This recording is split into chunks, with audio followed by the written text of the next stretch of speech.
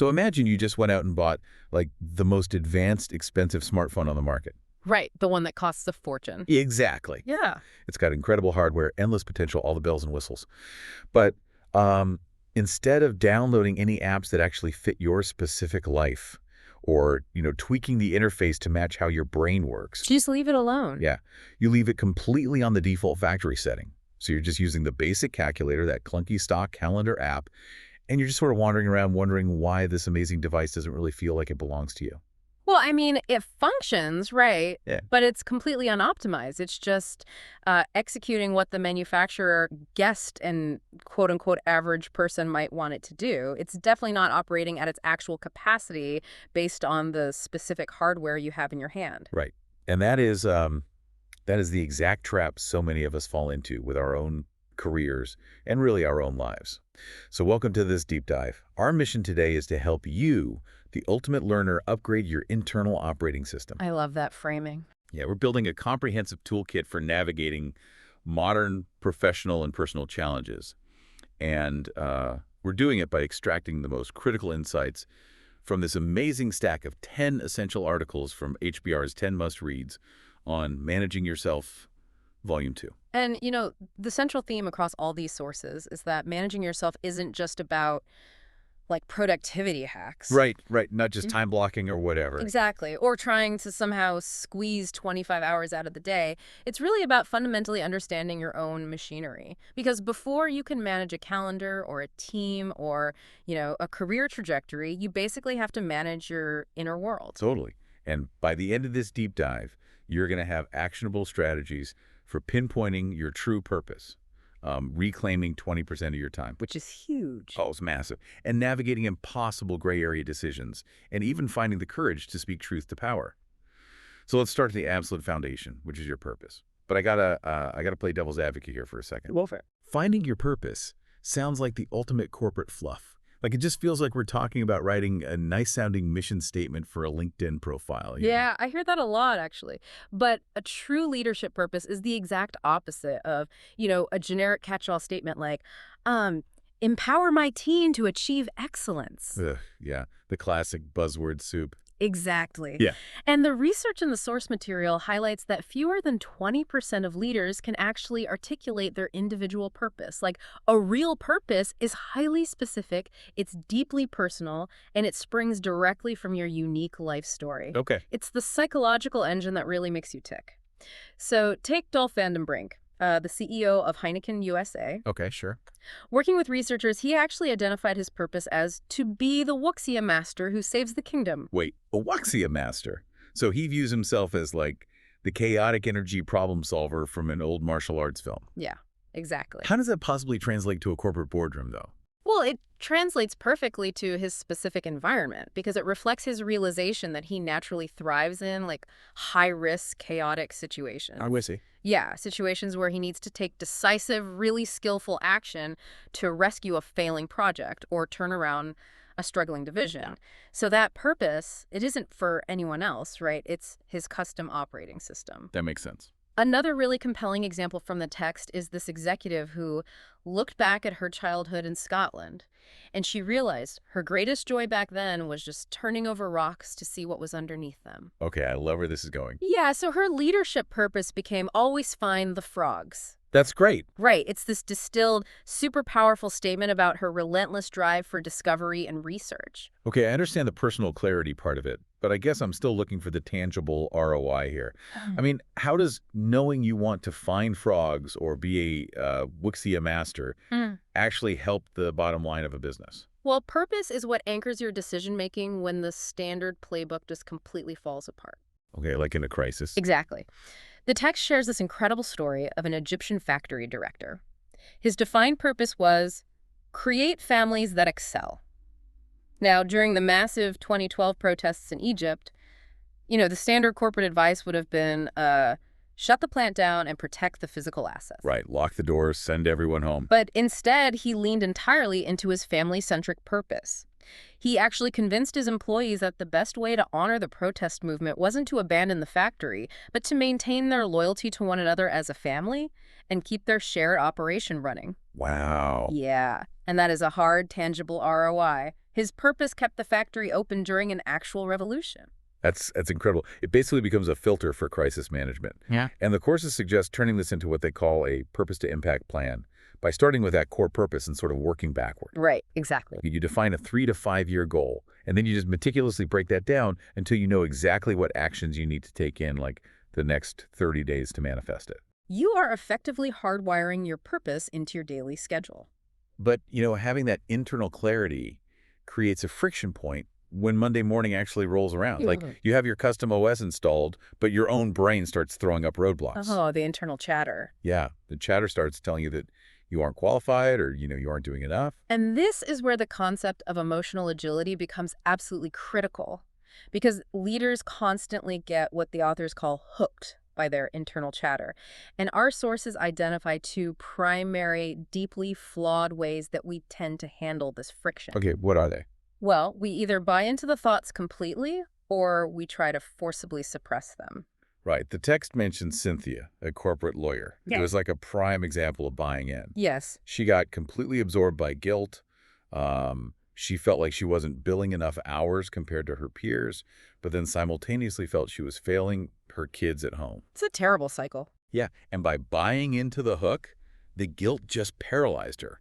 She started hiding in her office and literally stopped raising her hand for new high-visibility projects. And then on the flip side of buying in, you have suppression. The text uses Jeffrey as an example. He was a rising executive who struggled with intense anger whenever his colleagues didn't pull their weight. Which is relatable. Very. But Jeffrey's strategy was to just bottle it all up, to sort of rationalize the anger away. He thought he was being a professional. But the emotional toll of that suppression just built up pressure until he eventually exploded at his team over, minor infractions later on. And the mechanism behind why suppression fails is so fascinating. The source brings up the famous white bear study by Daniel Wagner at Harvard. Oh, I love this study. Right. It's like, if I tell you under no circumstances are you allowed to think about a white bear, the human brain is just incapable of complying. Because to ensure you aren't thinking about a white bear, your brain actively has to monitor your thoughts for the presence of a white bear. So that monitoring process paradoxically keeps the image front and center in your mind. Suppression literally amplifies the negative thought you are trying so hard to escape. Right. So to unhook from this cycle, the researchers propose a 4-step framework for emotional agility. First, you have to recognize your patterns. Like, you have to realize that your thoughts are rigidly repeating. Right. And then second, you label them. So instead of saying, I am a failure, you reframe it to, I'm having the thought that I am a failure. And the psychological distance created by that subtle phrasing shift is immense. It really is. It turns a core identity crisis into a passing data point. You are no longer the emotion, you are just the observer of the emotion. Yeah. And the third step is acceptance. You don't fight the anger or the guilt, you just observe it with a little bit of compassion. And finally, you act on your values. You ask yourself, is my next action going to serve my long-term purpose? Right. It just shifts your posture from reacting to your internal chatter to consciously responding to the world around you. Now, translating that internal anchor into external action, that requires continuous learning. The world is changing rapidly, right? And relying solely on your existing expertise is just a recipe for obsolescence. Yeah, you get left behind. Exactly. But being a novice is inherently uncomfortable for successful people. So to succeed in continuous learning, you need a combination of aspiration, self-awareness, curiosity, and vulnerability. And aspiration can be incredibly difficult when you are forced to learn something you actively hate. Yes, absolutely. Like, I loved the anecdote about the corporate lawyer who was forced to learn employment law. She thought it was the most dry, boring subject on earth. But she actually managed to spark her own interest by using curious questions borrowed from her hobby, which was swing dancing. I thought that was such a clever strategy. Yeah. She asked herself, how did this specific law develop over time? Like, how might understanding this mechanism make me a more effective advocate? She essentially tricked her brain into being curious by applying a framework she already loved. That cognitive reframe is a really powerful tool. But, translating purpose to action isn't just about shoring up your weaknesses or learning new things from scratch. Right. It's actually about amplifying what you are already uniquely good at. And the research points to a concept called nonlinear development to make yourself truly indispensable. So the best way I can visualize nonlinear development is Through cross-training in sports. Like if you are a marathon runner and you want to get significantly faster, just running more miles every week eventually gives you diminishing returns. Right. Your body just hits a wall. Exactly. To get to the next level of performance, you have to hit the weight room or swim to build complementary muscles that support and enhance your running mechanics. And in a leadership context, the data shows that pushing one core strength from the 75th percentile to the 90th percentile can jump a leader's overall effectiveness from the 34th percentile up to the 64th percentile. Wow. Wait, that's a huge leap. It is a massive, disproportionate leap in value. And you achieve this by developing what the authors call competency companions. Right, like Tom, the mid-level sales executive from the text. He was already fantastic at his technical skills and focusing on results, but he kept getting passed over for a major promotion. Because he was one-dimensional. Yeah. So he didn't need to read more technical manuals to get better at his job. He needed to pair his technical expertise with better communication skills. By cross-training in communication, his primary technical strength became exponentially more visible and impactful to the wider company. But developing these competency companions requires a resource that most professionals feel they just lack, which is time. Always. To create the space to learn and cross-train, you have to ruthlessly audit your calendar. And the data presented here is frankly jarring. Knowledge workers spend an average of 41% of their time on low-value discretionary activities. Almost half the work week is spent on things that don't really move the needle. Yep. But, okay, if I decide tomorrow to just drop 20% of my tasks, my immediate fear is that my boss is going to penalize me for slacking off. And that is the most common fear associated with time management. But the reality is that leadership rarely cares about those low-value tasks. Really? Really. They don't care about the over-formatted internal documents or, your attendance at a meeting where you have no active role. They care about the high-value results you can deliver with that reclaimed time. Okay. The text cites Lotta Leitonen, a manager who bravely decided to just drop her routine admin tasks, and she stopped attending several recurring meetings. And she used that freed up time specifically to coach her sales team, right? She did. By dropping, delegating, or redesigning the busy work, she reclaimed a full day a week. A full day. A whole day. And because she reinvested that time into high-leverage coaching, her team saw a 5% increase in sales in just 3 weeks. Wow. She drove actual measurable value by refusing to do the busy work. I mean, freeing up a full day a week sounds incredible, but it does create a new problem. The moment your calendar opens up, your colleagues just see it as an invitation to pull you into their projects. Oh, absolutely. Like, we don't work in a vacuum, so mastering your own time is completely useless if you let others dictate your reality. And the modern workplace is essentially a collaboration trap. Managers now spend up to 85% of their time collaborating. 85%. Yeah, answering emails, jumping on calls, sitting in meetings. It's constant. And this leads to collaborative overload, which typically manifests in 2 ways. You have surges, where you take on a massive new project on top of your day job, and you have slow burns. And the slow burn is the one that really sneaks up on you. And it's usually driven by an internal identity trigger, which is this deep-seated need to be the helper. Yes. The text profiles Ellen, a tech veteran who just prided herself on always jumping in to save the day for her colleagues. She became everybody's life raft until she was just drowning under the weight of everyone else's priorities. It happens so often. Yeah, so to fix this, you have to play offense on your calendar. You must recognize that saying yes to a minor favor for a colleague is actively saying no to your core purpose and those competency companions we talked about. Exactly. And the boundary setting we need for our colleagues applies directly to our homes as well, specifically for dual career couples. Oh, this section was so interesting. It's vital. The sources outline how couples must consciously navigate 3 major life transitions if they want both their careers and their relationship to actually survive. Right. The first transition is moving from parallel lives to truly interdependent lives. And the story of Jamal and Emily illustrates this perfectly. They were living successful parallel lives, but then they had a baby, and Jamal was assigned a major project requiring him to commute to Mexico City. Right, a huge disruption. Yeah, and they fell into the trap of making decisions based purely on logistics and who was currently making more money, which just led to intense resentment. Naturally. They eventually had to sit down and restructure their entire approach. They agreed on a double primary model in Atlanta, where both careers were treated as equally important, and they enforced strict boundaries on travel. The second transition couples face is midlife reinvention. This is where individuals often want to break free of their established career paths. Right. But the trap here is asymmetric support. Take Camille and Pierre from the text. Pierre was so determined to support Camille's career exploration that he took on all the emotional and logistical heavy lifting at home. And he burned out. Completely burned out because the support wasn't mutual. A couple must act as a secure base for one another, but the emotional labor has to be a two-way street. Yeah, and then the third transition is late career loss and opportunity. The kids leave the house, careers plateau, and the trap is narrowing your horizons.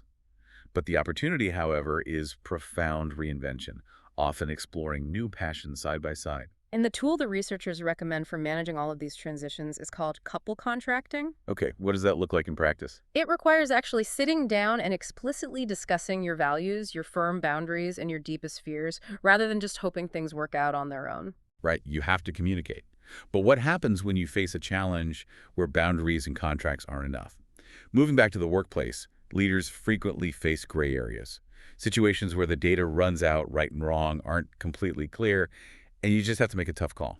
And the text offers 5 practical questions to navigate these moments. The first 2 focus on the broad impact.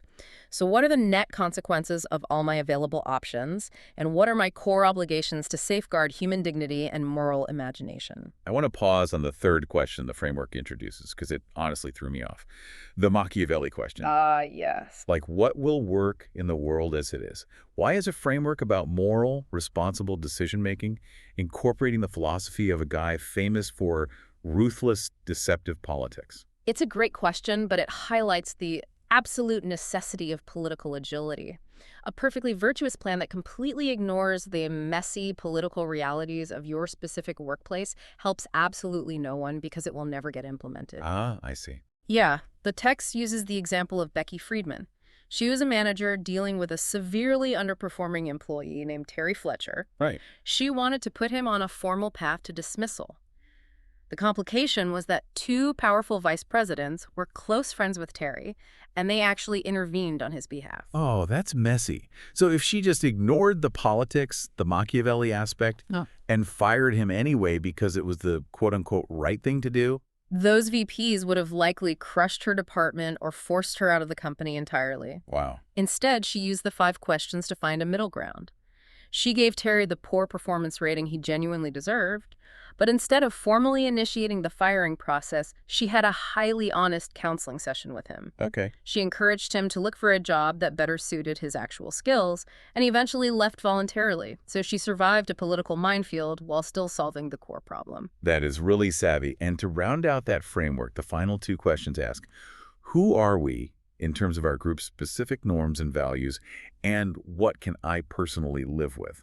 Exactly. But, sometimes the challenges we face aren't just gray areas or tricky scheduling conflicts. Sometimes they are clear, undeniable instances of toxic behavior or systemic wrong that require us to risk our own standing to fix them. And this requires cultivating everyday courage. Right. The sources introduce the concept of being competently courageous. Mm-hmm. You don't just jump on a desk and start yelling at management. You have to build up what they call idiosyncrasy credits. I love this concept. I visualize this as depositing goodwill into a corporate bank account. Like, you make regular, steady deposits by being highly competent, incredibly reliable, and a supportive team player. Exactly. And you build up this massive balance so that when you need to speak up against something wrong, you can afford to make a massive withdrawal without bankrupting your career. The text shares the story of Martha, a finance manager who was enduring inappropriate sexual innuendos from her company's president. Yeah. But because she had banked years of idiosyncrasy credits by being excellent at her job, she had real leverage. When she finally confronted him privately about his behavior, he didn't fire her. The undeniable value she brought to the company forced him to apologize and change his behavior. And she was eventually promoted to VP, right? She was. The text also highlights Catherine Gill at Root Capital, who used her deep organizational credibility to successfully challenge unintentional gender bias. Now, the researchers in our source material tackle a highly specific and sensitive workplace dynamic next, which is navigating conversations around calling out racial injustice. And it's really worth noting for you listening, the authors aren't approaching this as some political debate. Right, not at all. They are purely analyzing this through the lens of professional risk and strategy for those navigating these high-stakes moments. Hmm. We aren't taking any sides. We're just unpacking the strategies they provide. Exactly. And the text emphasizes that the stakes are uniquely high for Black professionals when speaking out, as they often risk facing deeply ingrained negative stereotypes, such as being labeled as too emotional or aggressive. Yeah. To navigate this terrain, the authors outline 5 specific strategies to maximize impact while mitigating professional risk. Strategy 1 is to use allies for a collective voice. Okay. The reality of power dynamics is that it is much harder for leadership to dismiss a multicultural coalition than it is to brush off a single individual raising a concern. That makes total sense. Yeah. And the second strategy involves the internal emotional landscape, which is to channel rather than suppress your emotions. Right, going back to what we discussed earlier. Exactly. We talked about how suppression leads to an explosion. Yeah. Here, the advice is to use the energy of that anger or frustration to fuel your preparation and gather your facts, but to deliver the actual message firmly and compassionately. And the text gives a powerful example of Terrence, a young Black professional who confronted his older white boss about using racial slurs. By maintaining his composure and showing a genuine desire to correct the behavior, rather than just shaming his boss in public, Terrence actually got his boss to change his ways without triggering a defensive explosion. That is incredibly hard to do. It is. Strategy 3 is to proactively anticipate negative reactions. You should expect defensiveness and be ready to ask curious questions to diffuse the tension rather than escalating the conflict. And strategy 4 focuses on framing your messages compellingly. Like, the research suggests that emphasizing a narrative of we are evolving together is often far more effective than framing the issue as a personal attack. Right. Or even leading solely with a financial business case for diversity, which can frankly feel incredibly dehumanizing to the people involved. Absolutely. And the final strategy is to always follow up. A single conversation rarely changes a culture. You have to ensure commitments are kept and relationships are actively repaired. Wow.